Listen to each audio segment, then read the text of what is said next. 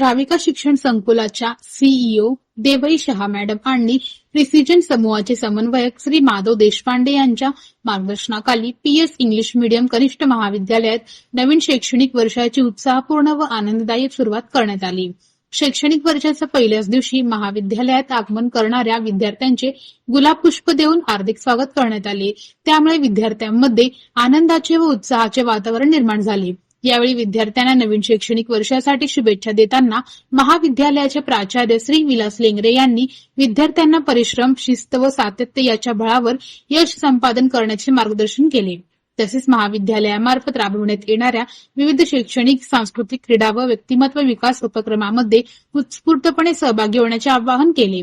याप्रसंगी महाविद्यालयातील सर्व शिक्षक व शिक्षकेतर कर्मचारी उपस्थित होते।